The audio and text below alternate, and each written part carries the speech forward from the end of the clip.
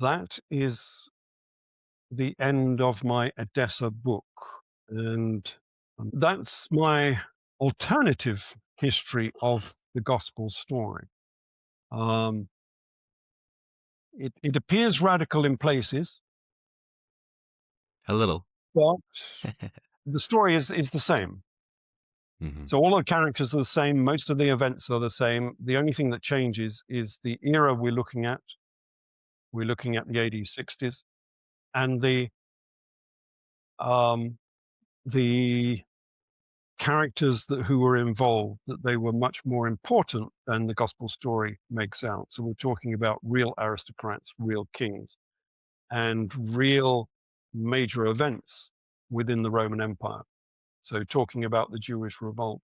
Other than that, most of the story remains the same, including Jesus, as it were, being resurrected, because he was the only person in Roman history to have survived the cross. To many people, to many of his followers, this was impossible. He had been resurrected. So the story remains the same,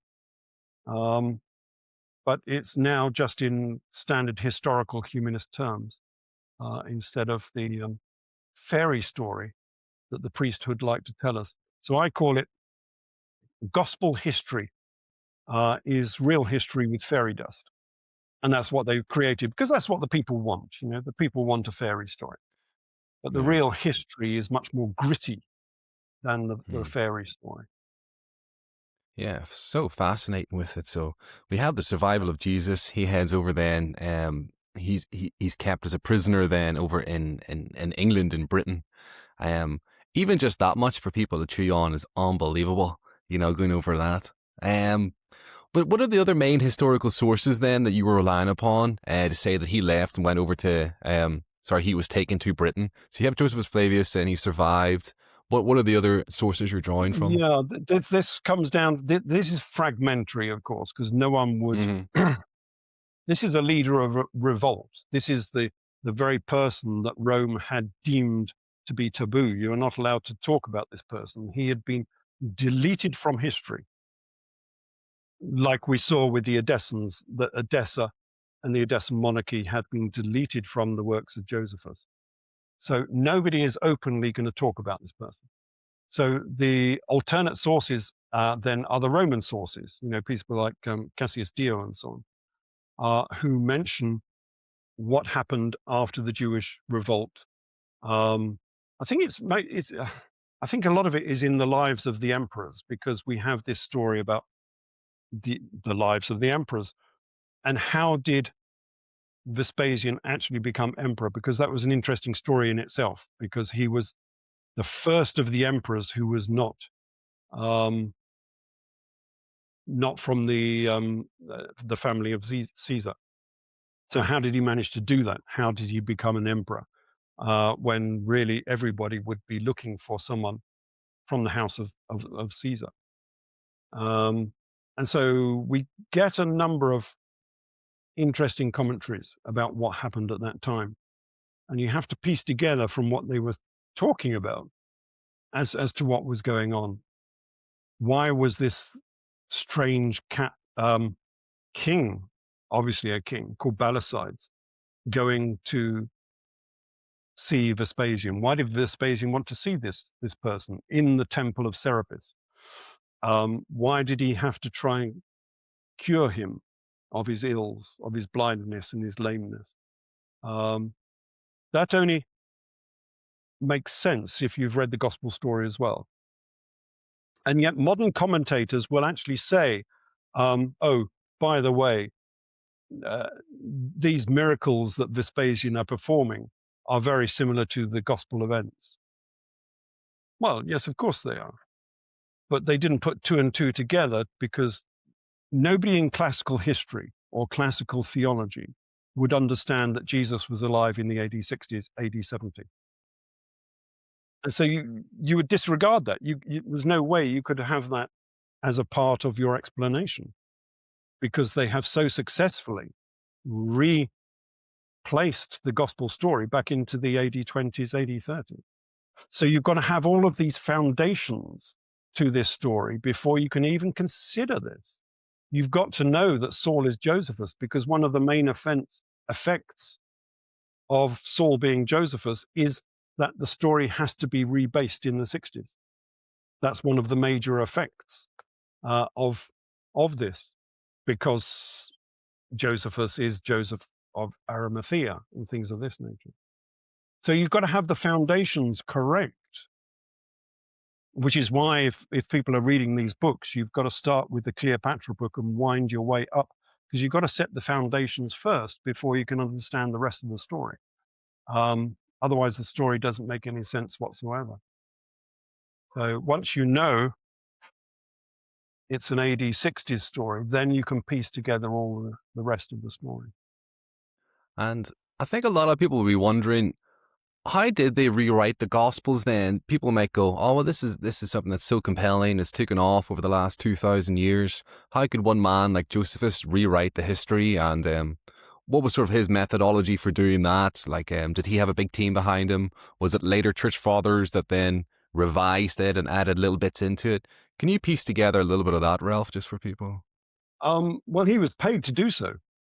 So Rome wanted this story. So all this idea of Christians being persecuted by Rome did not happen at this time.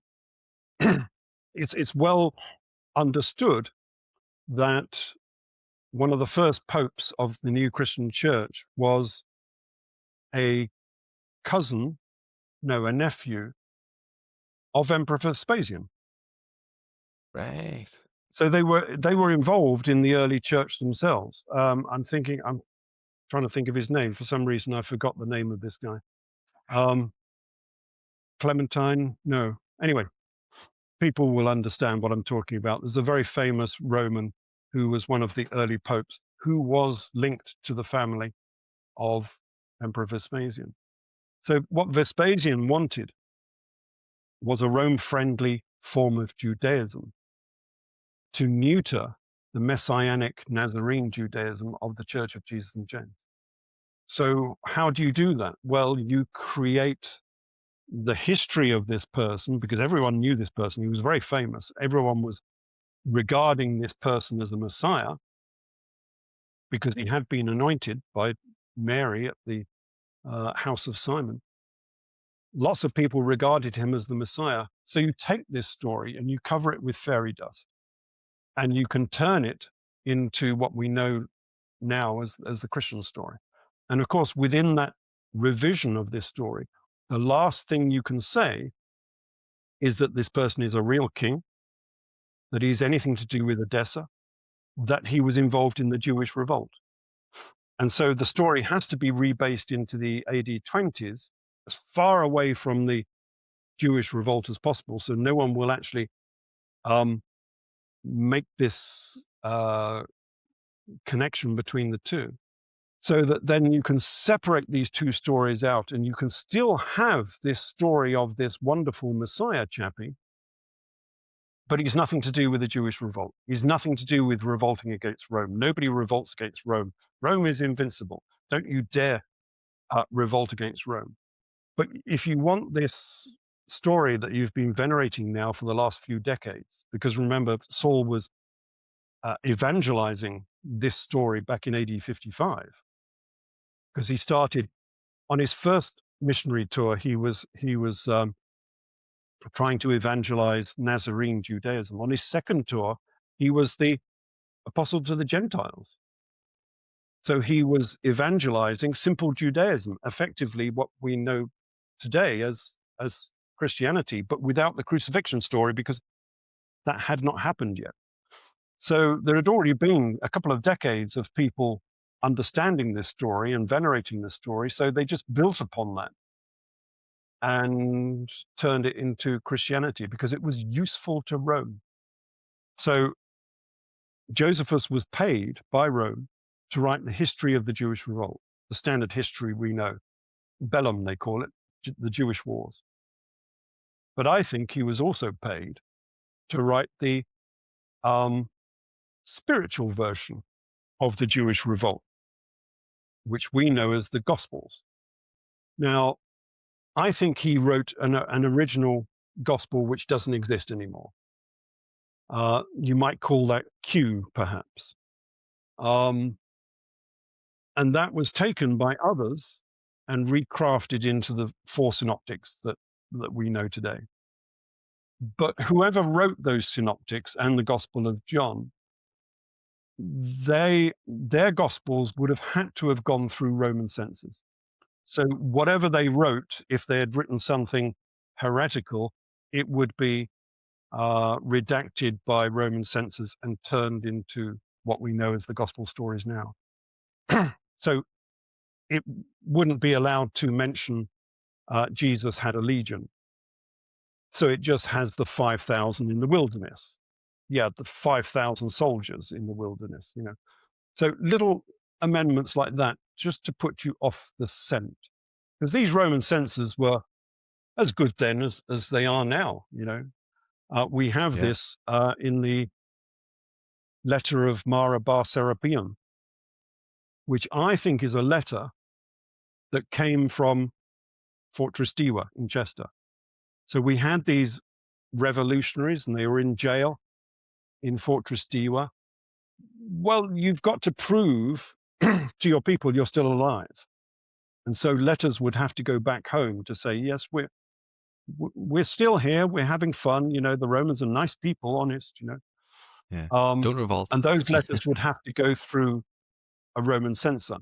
And we have one of those letters. Wow. Not from Edessan. This is from Samosata. Samosata is the town next door to Edessa in Commagene, which was another monarchy. There was another small monarchy there, obviously linked to Edessa, but literally just, 50 kilometers from Edessa. So this guy was in prison, a guest of the Romans. And he says, and here in the prison house, we give thanks to God that we have received the love of so many people, for we are striving to our utmost to maintain a life of sobriety and cheerfulness. For we have shown our truth, the truth which is now in our ruined kingdom, which we no longer possess. Yeah, you can see, and this is just after the Jewish revolt. But if the Romans shall permit us to go back to our own country, as called upon by righteousness and justice, they will be acting like humane men and will earn the name of good and righteous. What benefit did the Athenians gain by putting Socrates to death, seeing that they received retribution by famine? What advantage did the men of Samos gain from burning Pythagoras? For in a moment their land was covered with sand. What advantage did the Jews gain from executing their wise king, seeing that from that time their kingdom was destroyed? The wise king is Jesus, of course. God justly avenged these three wise men. The Athenians died by famine. The people of Samos were covered by the sea, and the Jews were brought to desolation and expelled from their land. Yeah, that's what happened after the Jewish revolt. Socrates did not die because of Plato, nor Pythagoras because of the statue of Hera, nor did the wise king die for good, for he lived on in the teachings which he had given. I mean, this is positive proof that someone thought that Jesus was alive in the first century at some time. And this is good evidence for the historical Jesus. That's what they're talking about. But from the perspective of this new analysis, this person came from Samosata in Commagene, next door to Edessa.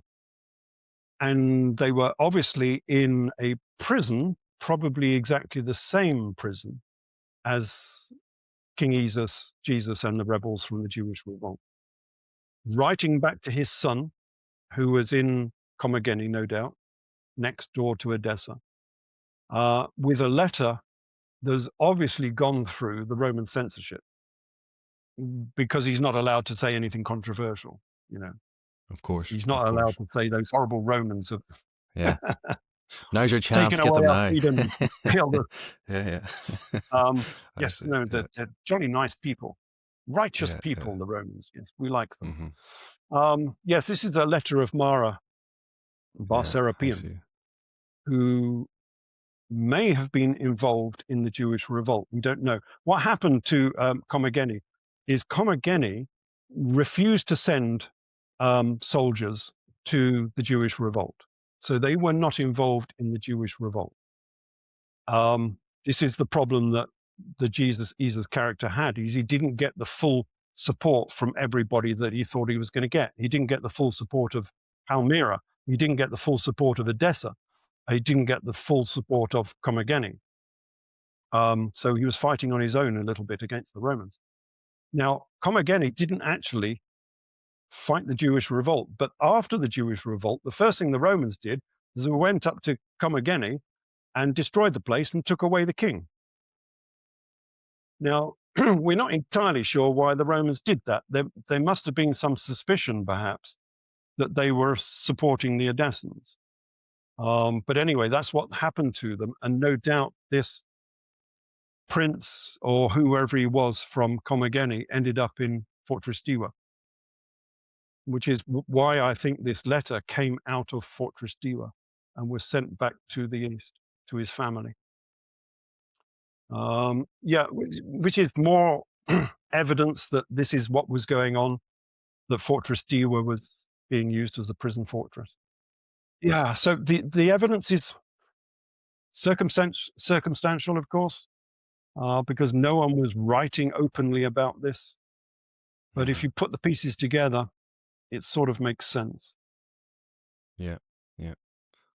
No, I can see what you're saying, definitely. And I guess we can go further into that story. Maybe it's the next episode we'll go into the King Arthur sort of legend down this way. But I'm sort of thinking we've worked right our way up to the Jewish revolt. We've got after the Jewish revolt now, of where the Romans have won. They've sent Jesus off and the other rebels to Britain to be locked up. Then you have this bifurcation, I guess, of the story. You have the other Edessans. So you've got Mary Magdalene, what happened to her and her descendants, and maybe the children of Jesus, which is maybe something too. And then you've also got what's been happening with Josephus Flavius, and then you've sort of got the birth of Christianity there. Would you maybe walk us through a little bit about that line of how that started? I have a faint sort of memory of how did it begin to take off then afterwards? What caused it to catch on? Who were the main figures? I remember hearing before the first pope was Peter. Was that right? So what happened with the popes? How? Right. Yes. Yeah. The first pope was supposed to be Linus. Linus, and then right. we had this guy who was the nephew of Vespasian, who I still can't remember the name of. People will know who I'm talking about. Famous Roman who probably become one of the early popes. So in effect, the first of the popes would have been Saul Josephus when he was in Rome, because he was in Rome in the early AD 60s. I mean, there was no such thing as a pope at that time. There was no such thing as Christianity at that time. But of his little group of simple Judaists, because he had these communities from all around Greece and Anatolia, hence the epistles, they're all writing back to this Saul Josephus guy. He had his own little church running at that time, which was the Church of the Gentiles, because he was the apostle to the Gentiles. So it's Judaism light, simple Judaism. So when he was in Rome, he was trying to do the same thing. So he was trying to convert people when he was in Rome to this new simple Judaism. And one of the people he converted was the family of Linus, if I remember this correctly, because I haven't talked about this for a long time. And so the first church as such would have been the House of Linus, which is still there, if I remember correctly. It's still in Rome. You can actually go there. Was the House of Linus, which they were using as a sort of place, a meeting house for, the early church. And then when Saul disappears, or in my version, when Josephus goes back to Judea, it was Linus that carried on as the head of that sort of, wouldn't call it a church by that stage, but anyway, the group of people who were cult. Yeah, their little cult. Yes, that's the way of saying it. And then we had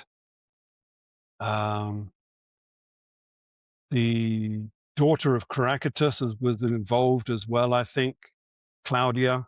She was involved somewhere. Then we get this Roman who was the nephew of Vespasian. I'm just wondering where Peter comes into this. I'm not sure that Peter does come into this. Anyway, I do go through some of this subsequent history. The other subsequent history, of course, is Mary Magdalene, who goes to south of France, which is in my book, Mary Magdalene, the Princess of Orange, which is a whole new topic. So we can go through that later. Now, the only difference is I say that she went, of course, in AD 72-ish, after the Jewish revolt, because she was Mary Bothus, the lady who we saw in that image, who was picking the grains of barley from among the dung of donkeys. She had lost all her wealth and went on this journey to the south of France, to Provence, where she came ashore at Marie Saint-Lamar on the Rhone River, which is where she's still celebrated now by the Gypsy community. Every year they celebrate her arrival in France at Marie Saint-Lamar, which is a great festival. It's a lovely place. If you're ever down in the south of France, do visit. It's a seaside resort, but a very nice, quaint seaside resort. Very nice. And I say she went up to Orange, which is one of the towns up the Rhone Valley. But we'll go through that into that in a later talk. But I think she became influential because people would have known her heritage, even if she... Important people like this, even if they lose a lot of their money, they're still important people. Yeah. You imagine the king of Iraq, Iran, the Iranian king, when he was kicked out by the Ayatollah. He's still in London. He still has, he lost most of his money when he was kicked out of Iran, but he still has all of that support from all of his followers. And if he ever went back to Iran, which they're talking about now, of course, he would become king again straight away. So as long as you've got your followers and your support, you still have that influence. Who else has done that recently? The Exarch, the king of Iraq, the last Jewish king of Iraq, the Exarch, was Naim Dangoor, and he fled to London. He still has all of his supporters in London. So if he could ever go back to Iraq and become, the Jewish king of Iraq again, he would have plenty of supporters to do that. And so that's how these things happen. So yes, Mary Magdalene in Provence would have had a lot of supporters with her. And so she had a lot of influence, and that influence has gone up down the centuries through the Merovingians and various other people in France. And there's a whole other story about that. All of these stories, about Rennes-le-Château and all of those stories, they all come out of this mystery and history, mythology of Mary Magdalene being in Provence. And so I have a story on that. My story is a little bit different because I place her in Orange rather than Rennes-le-Château. So I always do go out on these separate little limbs sometimes, because Martha is supposed to have gone to Tarascon, which is the next town up from Orange. And I think that Mary Magdalene ended up in Orange. So that's another interesting story. Jesus would have expired in Fortress Diva. They wouldn't let him out. They wouldn't let his bones out either. So, because they wouldn't want anything to go back to Judea, which could be used as a focus of rebellion again. They didn't want any artifact, going back there. So, within Arthurian legend, it seems likely he was buried at Stonehenge. What? Well, all this history that comes together is unbelievable, isn't it? That's so interesting. You're telling me Jesus could be buried at Stonehenge? Yeah, sorry, I missed that. Say it again. So you're telling me Jesus is buried at Stonehenge, the real, actual, historical Jesus? He could be there. That is fascinating, Ralph. That is so interesting. Yeah, Yeah, yeah, yeah. we have to That go is through the interesting. Arthurian story to see why that might be. But if you imagine it, Stonehenge was not used at that time. It had gone out of use because the Romans had killed off all of the Druids. And this was only in the early AD 60s. This was only like 10 years before this time. The I see. Romans had killed all the Druids. Druidry, if that's what you call it, had finished at that time. So there would be no custodians of Stonehenge at that time. However, it was still a mighty monument. So what do you do with the bones or the body, probably the bones, of a very famous person who was an enemy, but nevertheless an enemy that still has an awful lot of support in the Roman East. So you don't really want to upset people in the Roman East. So you want to give him a bit of a send-off. So where might you send him to? Well, Stonehenge is a really mighty big temple. It's very similar to the Temple of the Zodiac that they had built in Fortress Diwa. The temple in Fortress Diwa did not exist anymore because they just destroyed that. But Stonehenge was available, and if you bury him there, it's still a long way from Judea, so nobody can come and venerate it. You can keep it a secret, maybe, and yet you can maybe have one or two dignitaries there that can see him being interred, at Stonehenge. I don't know. It sort of makes sense, and that's what Arthurian legend says. So we will go through that later. Yeah, Because that's remember, fascinating. Joseph of Arimathea was supposed to be in Britain as well. Right. We've already said that Joseph of Arimathea is Josephus Flavius. Yes. So he was over here as well, with all of those stories about Glastonbury. I think he might have been sent to Fortress Diwa as well, when he upset Domitian, who was the son of Vespasian. And he seems to have fallen foul of the regime, maybe because he wrote his Vita, his life, which was, and against Appian, which was getting critical of Rome. And you're not supposed to be critical of Rome. Rome was his patron, You You think he would have learned his be a lesson, wouldn't patron. you? Yeah, Him so and he packed backstabbing him off this and sent him Josephus. away, I think. Yeah, yeah, yeah. And that's why we have these stories of Joseph Yeah. of Arimathea being in Britannia. I think perhaps he was sent over and went to Fortress Diwa as a prisoner to spend the rest of his days there. So yeah, there are connections. There are many connections. And remember the famous song, hymn, I should say, by Blake. I should really end with that, shouldn't I? And did those feet in ancient times walk upon England's mountains green? The feet are the feet of Jesus. So this is this is Britain's national anthem. Yet our proper national anthem, not the one we normally sing. I'm just going to flash this up, actually. Right. Uh, We have a lot more still to go through then. We have a lot of interest in history to cover still. Yeah, yeah. This is brilliant. yes, yeah, especially when we go through Arthurian legend. Yeah, I'm going to do a screen share so we can No flash worries. this up as a screen share.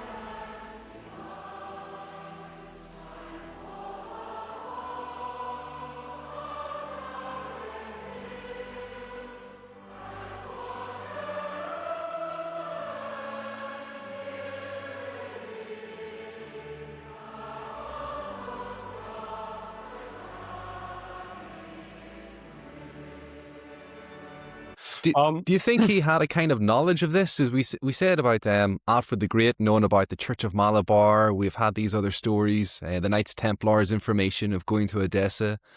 So would there have been threads for William Blake to work off to have known this kind of information that would have been passed down, do you think?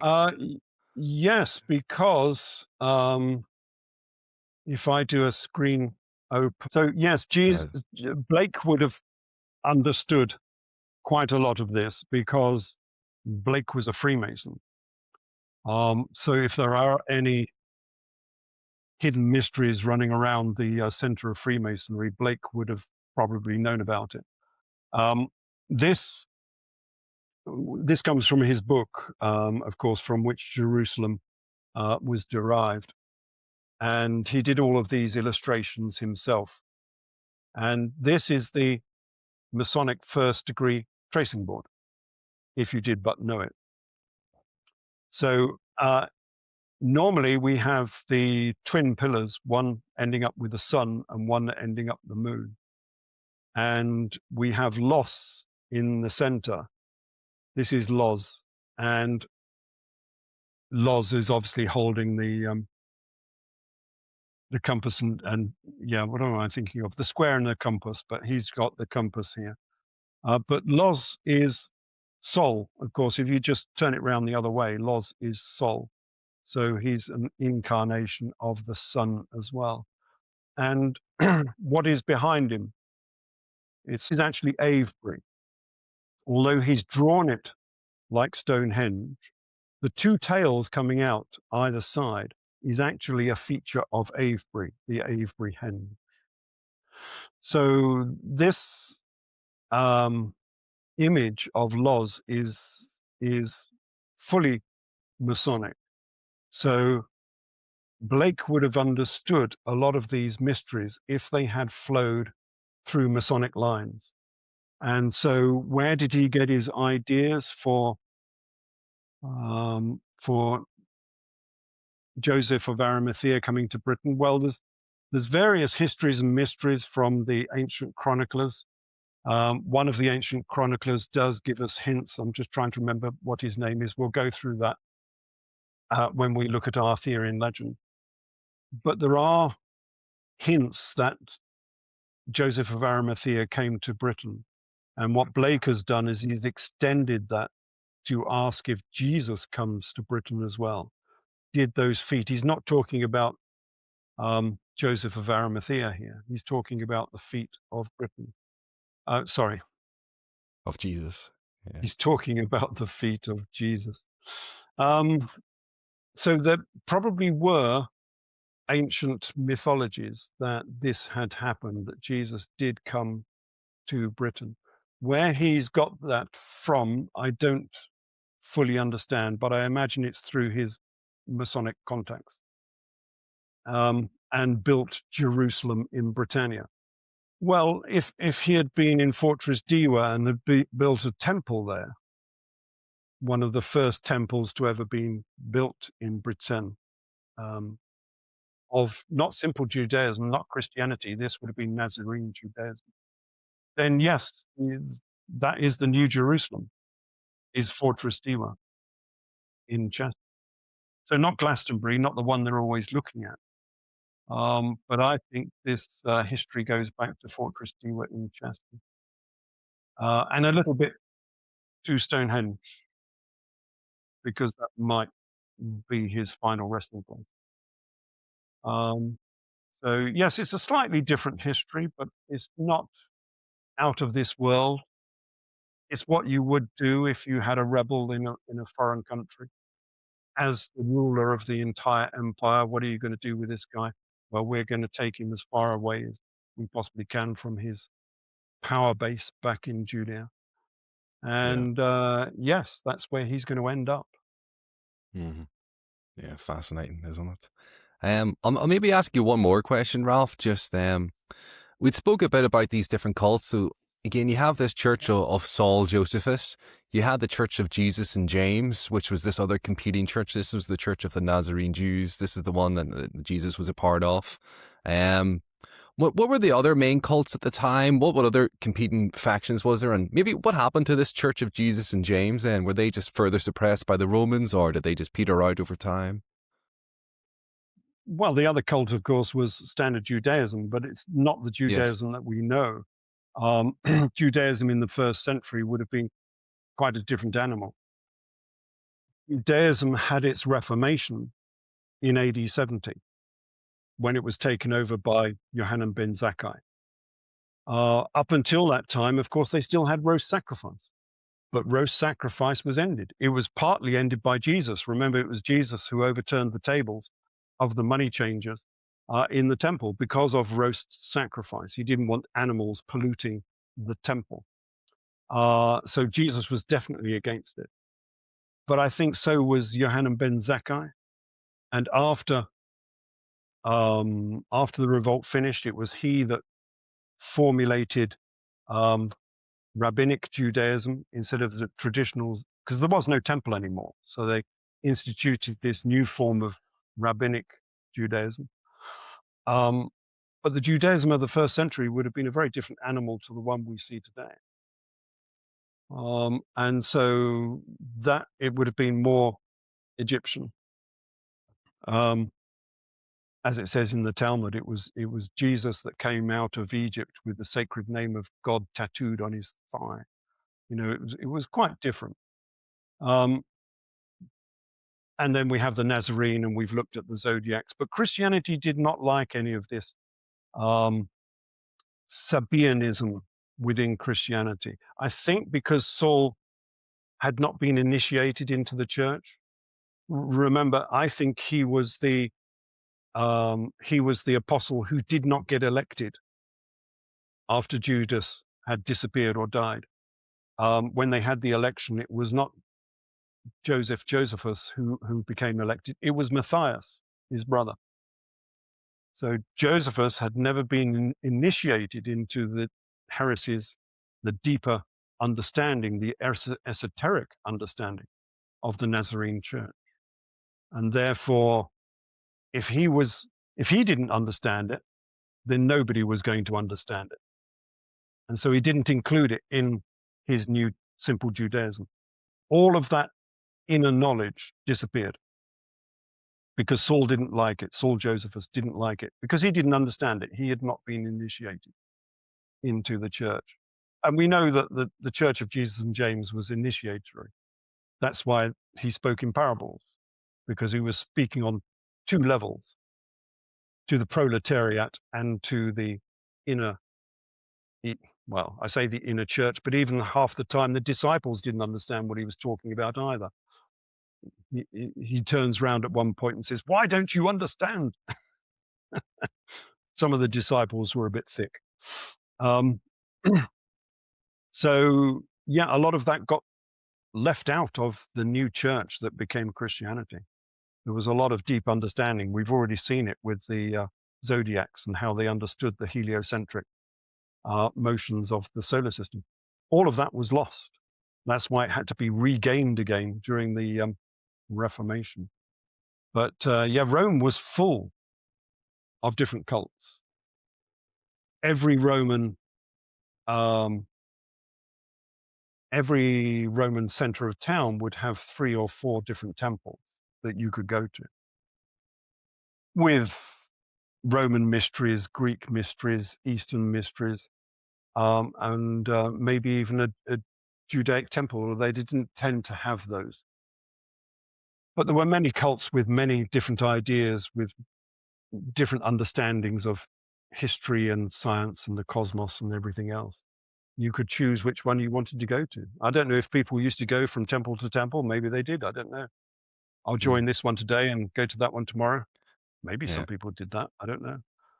But avoid there were many. the galley one. Yeah, the galley one. Yes, yeah, avoid that. Yeah. Yeah, don't bend over while you're in there. Yeah.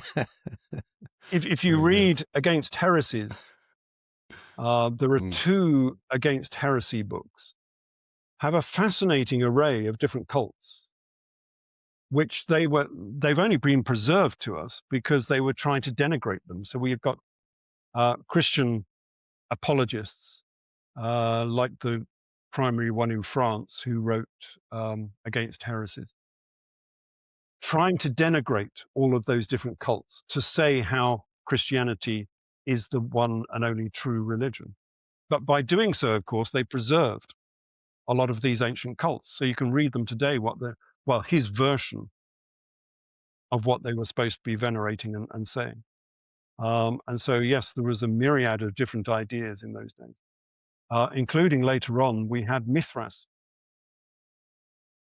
which we will go through in Arthurian legend because it's central to Arthurian legend is Mithras, the origins of Mithras.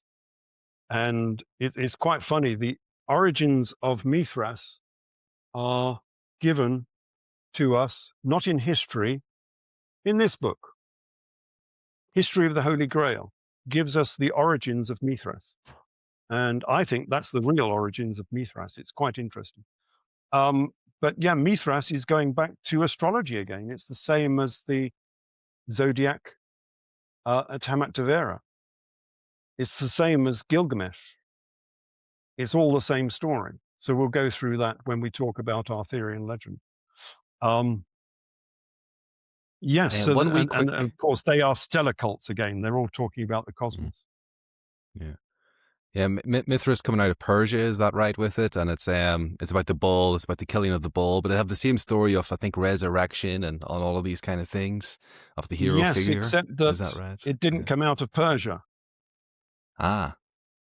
This is where we get to. I see. Arthurian legend says it came from Mithridates VI of Pontus. Pontus is modern Anatolia, southeastern Anatolia. I see. And so Arthurian legend has a different take on this. It says it came from Anatolia because it's the same story as we've seen on the Hamat-Tavera zodiac. It's a story of the zodiac. And so it came from these very same peoples and these very same ideas that were running around in the first century. And it came from, it was brought to Rome by, so before the time of Jesus, it was brought to Rome by Pompey the Great. And this is what Arthurian legend is talking about Pompey the Great. It's a bit of a divergence. It's quite funny where Arthurian legend goes to. It has these very strange tangents and it goes off on these other stories. So yeah, that's a story for another time. There's a whole 2 hours on that one, I'm sure. Yeah. I remember one final thing. I think Michael mentioned this, that the Vatican is built on the place that was a temple to Mithras. Is that right? Something along those lines, if I'm not too far something along those lines. I've not gone deeply into that, but yes, it was a pagan temple. Well, pagan. It was a temple to the cosmos before they turned it into the Vatican. Yes. Most of them were. They took over old temples and turned them into Christian temples. That was fairly standard. Yes. Yeah, so that's well worth looking into. It's not something I write about, but yes, if someone wants to read a history of the Vatican, they'll find its true origins.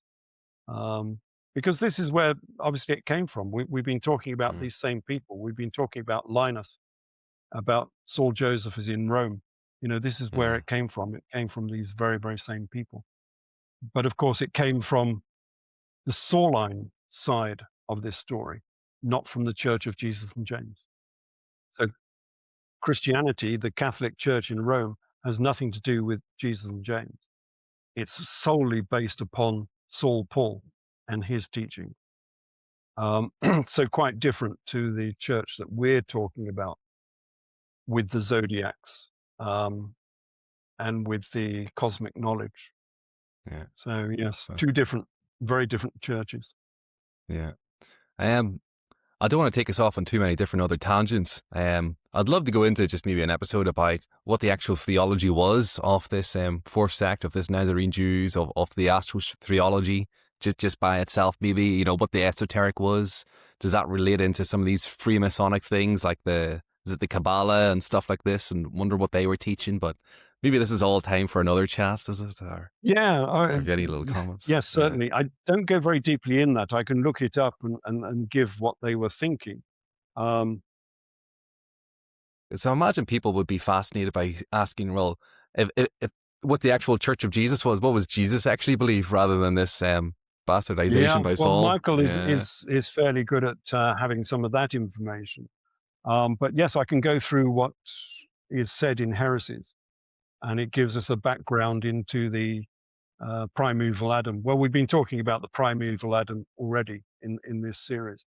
The basis of their religion was the primeval Adam, which is what I think was based on Akhenaten, because he was the primeval Adam. You will not find that anywhere else in anyone else's research, because nobody else has linked um, Akhenaten back to Adam. But if you remember from my story, I'm just looking for one of my books here. I can't see it. In my Eden in Egypt book, where I link the Amana family back to Adam and Eve. So Akhenaten and Nefertiti were Adam and Eve. Unless you had been through that and understood that possibility, you would not link the primeval Adam back to Akhenaten. You would have to know that first, that Akhenaten was the primeval Adam. And so therefore, the Nazarene might have been looking back into Egypt and looking back to the era of Akhenaten and Nefertiti as being their founding fathers. And of course, they were the founding fathers of Judaism. That's where monotheism came from. So it does link together, although the evidence is tenuous, you might say, but it does link together quite well. And we can discuss that in another um, chat later on. another chance. That probably wraps us up for most of today. Is there any last little things you'd like to mention, Ralph, that you think we haven't went over, or are you quite content with where we are there? No, I think we've gone through most of it. If we have a question and answer session later on, we can hit some different topics. Maybe we've still got the Scotus story to do. How this ended up in Ireland, Scotland, from Egypt. We've still got Mary Magdalene, her time in Provence in the south of France. We've still got Arthurian legend to do, how that is linked to the gospel story, because, well, we know it's linked because the hero of Arthurian legend is Joseph of Arimathea. So we know it's all linked back to the 1st century and to the Near East, because, that's where the guy came from. How it is linked back in that fashion is a big, long story that nobody else has uncovered. I mean, my book is completely unique on this topic. So we can run through that. That's a couple of hours or so. So we've still got quite a lot of information to get through. Yeah, brilliant. Super. Very excited for it. So thank you very much again, Ralph. I really appreciate it. Thank you so much for your time, and thank you for everyone else stopping by and watching. If anybody has any questions, please leave them down below. Make sure to check out Ralph's channels. Again, you can find him on Facebook, on X. We'll link over to the YouTube, as well as his multitude of books on the topic. So yeah, thank you. Thank you very much again, Ralph. We'll maybe leave it there for today and catch up again next time. Pleasure. And hopefully my throat will recover by next time we meet. I've been at the tail ends of a cold, so there we go. But we managed to get through it. Yeah, no, you did well. You did fantastic. Alrighty. So yeah, we'll see everyone next time then. Thank you very much again. Take care.